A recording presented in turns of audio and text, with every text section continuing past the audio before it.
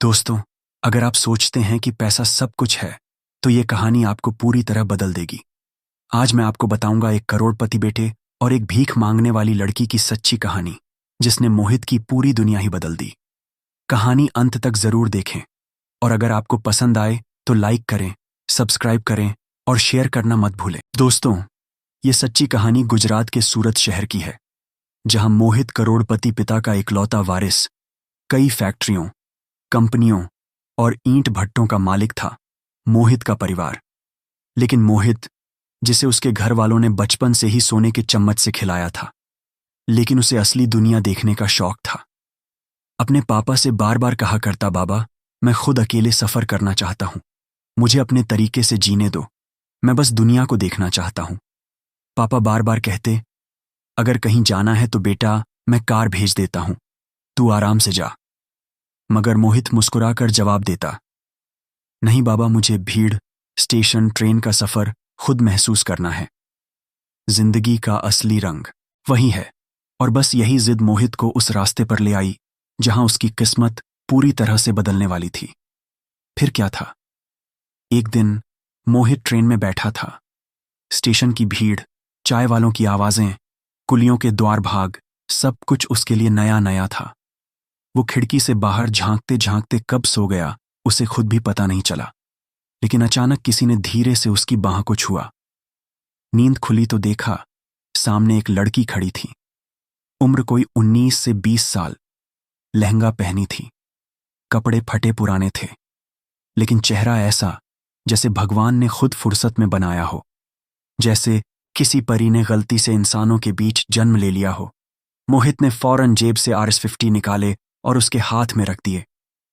लेकिन जैसे ही उसकी नजर लड़की के चेहरे पर पड़ी, वह चेहरा उसकी आंखों में कुछ ऐसे उतर गया जैसे किसी नागिन की आंखों में उसके दुश्मन का चेहरा बस जाता है। लड़की चुपचाप पैसे लेकर दूसरे डब्बे में चली गई, लेकिन मोहित का दिल वहीं ठहर गया था। बिना कुछ सोचे समझे वो भी उठकर उसके पीछे पीछे चला गया। दूसरे डब्बे में पहुंचकर उसने इस बार RS-20,000 की गड्डी निकालकर उसके हाथ पर रख दी। लड़की ने हैरान होकर पूछा, बाबूजी, कहीं गलती से तो नहीं रख दिया? मोहित ने हंसते हुए कहा, नहीं, गलती नहीं, ये तुम्हारे लिए है। लड़की बिना कुछ बोले पैसे लेकर आगे बढ़ गई, लेकिन उसके जाने के बाद मोहित की आंखें नम हो गईं, दिल बेचैन हो गया। वह सफर के बाद वापस अपने रूम पर पहुंचा, लेकिन अब वहां कुछ अच्छा नहीं लग रहा था। दोस्त से कहा, यार, मैं किसी से मिलकर आया हूं, वो बस दिल से उतर ही नहीं रही। दोस्त हंसते हुए बोला, कहीं तुम्हें उससे प्यार तो नहीं हो गया? मोहित ने धीरे से कहा, शायद रात को सोया तो सपना भी उसी लड़की का आया। अगली सुबह दोस्त से कहा, मुझे फिर से उस लड़की से मिलना है, कुछ भी करके। दोस्त ने पूछा, मगर उसका नाम पता कुछ भी तो नहीं पता तुम्हें? मोहित ने कहा, पता नहीं, लेकिन वो जिस ट्रेन में भीख मांग रही थी, ऐसे लोग अक्सर उसी रूट पर होते हैं। मैं उसे ढूंढ लूंगा। और बस मोहित ने पढ़ाई छोड़ दी। हर दिन वही ट्रेन, वही प्लेटफॉर्म, वही इंतजार। 3 बार, 4 बार, पांचवी बार, और तब किस्मत ने उसका साथ दिया। वही लड़की फिर से उसकी ट्रेन में आ गई। इस बार जैसे ही मोहित ने उसे देखा तो उसके दिल ने कहा, यह सिर्फ इत्तेफाक नहीं हो सकता, ये भगवान की मर्जी है। मोहित की धड़कनें तेज हो गई थीं। उसने उस लड़की को फिर से देखा, वो लड़की जो उसके ख्वाबों में बस चुकी थी, वो लड़की जो उसकी रातों की नींद, दिन का चैन सब छीन चुकी थी। वह फिर से उसी ट्रेन में थी, लेकिन इस बार लड़की ने जैसे उसे अनदेखा कर दिया था। शायद उसे लगा होगा कि यह वही लड़का है जो मुझे फिर से पैसे देने आया है। लेकिन मोहित का मकसद पैसे देना नहीं था। उसका मकसद था उस लड़की से सिर्फ बात करना, बस उसे थोड़ा और जानना। लड़की चुपचाप आगे बढ़ती जा रही थी और मोहित बिना कुछ बोले उसके पीछे पीछे। लड़की जैसे ही अगले स्टेशन पर उतरी, मोहित भी चुपचाप उसके पीछे उतर गया। लड़की को शायद अंदाजा भी नहीं था कि कोई उसका इस तरह पीछा कर रहा है। लड़की रेलवे स्टेशन से बाहर निकली और एक सुनसान जंगली रास्ते की तरफ बढ़ने लगी। वो रास्ता जहां दूर दूर तक कोई नहीं था। वो पगडंडी जिसके एक ओर झाड़ियां थीं, दूसरी ओर बंजर जमीन। मोहित का दिल बार बार धड़क रहा था। एक अनजानी जगह, अनजान लड़की, लेकिन उसके कदम जैसे खुद चल रहे थे, वह रुक नहीं सका। काफी देर चलने के बाद लड़की एक छोटे से गांव में पहुंची जहां कच्चे घर थे, झोपड़ियां थीं, फूस की छतें थीं। लड़की एक टूटी फूटी सी झोपड़ी में चली गई। मोहित पास के एक पेड़ के पीछे छुप कर देखने लगा। वो देख रहा था कि झोपड़ी के अंदर क्या हो रहा है। लड़की ने अंदर जाकर कुछ पैसे अपनी मां को दिए। मां, आज कुछ ज्यादा मिल गया, बाबा की दवाई खरीद लेंगे। मां ने बेटी को सीने से लगा लिया। बेटी, तू सच में हमारे भगवान है, तेरे बिना यह घर नहीं चलता। मोहित की आंखें नम हो गईं। उसने देखा लड़की का बाबा लकवे से पीड़ित था, चल भी नहीं पाते थे। दो छोटे छोटे भाई बहन भी थे जो बेतरतीब कपड़ों में घर के बाहर मिट्टी में खेल रहे थे। ये सब नजारा देखते दे रात हो गई थी। मां ने बेटी से कहा, बेटी जा, भैंस को चारा डाल दे। लड़की चारा लेकर चली और मोहित उसके पीछे पीछे। तभी लड़की ने पलट कर देखा, आप यहां क्या कर रहे हो? मोहित उसकी आंखों में झांकता रहा, कुछ बोल ही नहीं पाया। लड़की थोड़ी डर गई। बोलो बाबूजी, आप पैसे लेने आए हो? माफ करना, पैसे तो बाबा की दवाई में खर्च हो गए। अगर आप चाहो तो मैं भीख मांगकर धीरे धीरे झुका दूंगी, लेकिन अभी मेरे पास कुछ नहीं है। मोहित का दिल जैसे टूट गया। वो फौरन बोला, पगली, मैं पैसे लेने नहीं आया, मैं तो बस तुम्हें देखना चाहता था, तुम्हारी बातें सुननी थी, जानना चाहता था कि तुम किन हालातों में जी रही हो। लड़की की आंखें भर आईं। तो फिर बाबूजी, आप यहां क्यों? मोहित बोला, शायद मैं तुम्हें पसंद करने लगा हूं, शायद मैं तुम्हें दिल से चाहता हूं। लड़की हंसने लगी। बाबूजी, आप मजाक मत करो, आप अमीर आदमी हो, मैं तो एक भिखारिन हूं। मोहित ने गहरी सांस ली। तुम्हारे पास जो दिल है ना, वो करोड़ों से भी ज्यादा कीमती है। लड़की की आंखों में अब सच्ची चमक थी। मगर तभी अचानक उसकी मां वहां आ गई और लड़की का हाथ पकड़कर खींच लिया। बेटी, ये क्या कर रही है? ये अमीर लोग हम जैसे गरीबों से खेलते हैं, तू समझती क्यों नहीं?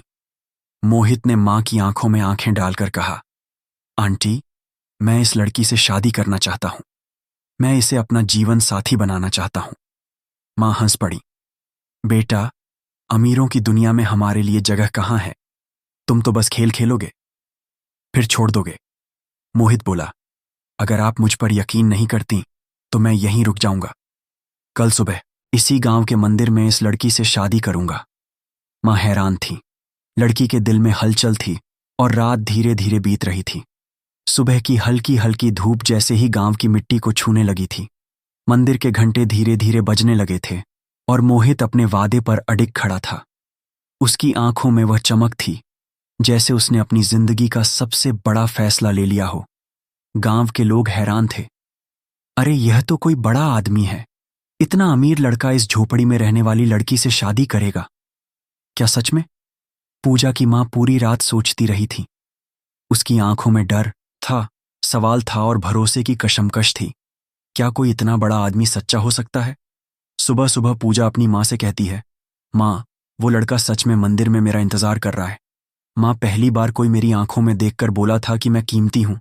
मां, मैं क्या करूं? मां की आंखों से आंसू टपक पड़े। बेटी, शायद भगवान ने तुम्हारे लिए अच्छा लिखा है। जाओ बेटी, जाओ। किस्मत बार बार दरवाजे पर दस्तक नहीं देती। पूजा के पैरों में जैसे पंख लग गए। वह दौड़ती हुई मंदिर की तरफ जाने लगी। मोहित पहले से वहां खड़ा था। गांव वाले चुपचाप खड़े देख रहे थे। मोहित ने जैसे ही पूजा को देखा, उसके चेहरे पर एक सुकून था। मैं जानता था तुम आओगी। मंदिर में सिंपल सी शादी हुई, ना कोई बैंड, ना कोई बारात, लेकिन वहां जो मौजूद थे, उनके दिलों में जो शांति थी, वह किसी शाही शादी में भी नहीं होती। मोहित ने पूजा के सिर पर सिंदूर डाला और अपने दिल से उसे अपनी पत्नी स्वीकार कर लिया। शादी के बाद मोहित ने पूजा की मां के झोपड़े में राशन भिजवाया, कपड़े दिए और कुछ पैसे भी दे दिए। पड़ोसियों के साथ छोटी सी दावत रखवाई, सबके लिए सब्जी पूरी का इंतजाम करवाया। पूजा के चेहरे पर जो खुशी थी, वो मोहित के लिए करोड़ों की दौलत से ज्यादा कीमती थी। अब मोहित ने पूजा को अच्छे कपड़े पहनाए, उसे अपनी बाइक पर बिठाया और धीरे धीरे गांव से शहर की तरफ चल पड़ा। पूजा, जो अब उसकी पत्नी बन चुकी थी, अपने आप में ऐसी लग रही थी जैसे कोई राजकुमारी हो। उसके चेहरे की मासूमियत, उसकी सादगी, उसकी हंसी, मोहित का दिल बस वहीं अटक गया था। लेकिन कहानी यही नहीं खत्म होती। शहर पहुंचने के बाद मोहित ने अपने पापा से कुछ भी नहीं बताया।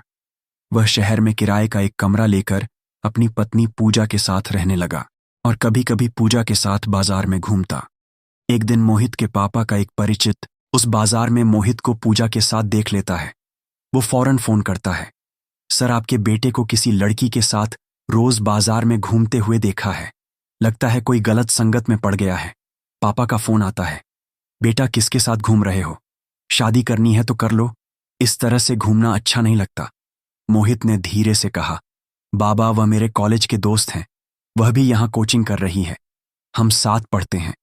मोहित जानता था कि अगर वह सच्चाई अभी बता देगा तो शायद बात बिगड़ सकती है, लेकिन नेहा अब बिल्कुल बदल चुकी थी। अच्छे कपड़ों में उसकी चाल में अब आत्मविश्वास था। कोई भी यह नहीं सोच सकता था कि वह कभी प्लेटफॉर्म पर भीख मांगती थी। पापा ने कहा, बहुत अच्छा बेटा, अगर तुम्हें पसंद है तो शादी कर लो, हमें कोई दिक्कत नहीं है। मोहित ने कहा, ठीक है बाबा, मैं आपको जल्द ही सब बताऊंगा। मोहित जानता था कि अब सच छुपाने का कोई मतलब नहीं है। वह वक्त आ गया था जब अपने पिता के सामने सब कुछ साफ साफ बता देना चाहिए। लेकिन कैसे कहे, कैसे बताएं कि वह लड़की जिसे उन्होंने कोचिंग की दोस्त समझा, वह कभी रेलवे स्टेशन पर भीख मांगती थी। मोहित के दिल में उथल पुथल मची थी।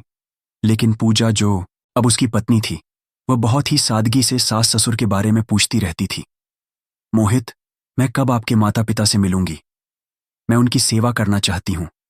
मोहित बस टालता रहता, अभी नहीं पूजा, सही वक्त आने दो। लेकिन पूजा का दिल बहुत साफ था। वह रोज मोहित से कहती, आपके बाबा और मम्मी ने आपको इतना कुछ दिया है, क्या मैं भी उनके प्यार की हकदार नहीं हूं? मोहित के मन में अब और देर करने की हिम्मत नहीं बची थी। उसने पापा को फोन किया, बाबा क्या मैं कल घर आ सकता हूं? पापा ने मुस्कुराते हुए कहा, बिल्कुल बेटा, तुम्हारी मां तो कब से तुम्हारी बहू का इंतजार कर रही है।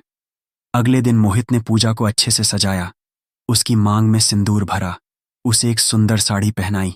उसके चेहरे की मासूमियत को देखकर खुद ही सोचने लगा, बाबा को पूजा को देखकर सब समझ आ जाएगा। जब दोनों घर पहुंचे तो माँ बाप की नजरें पूजा पर टिक गईं।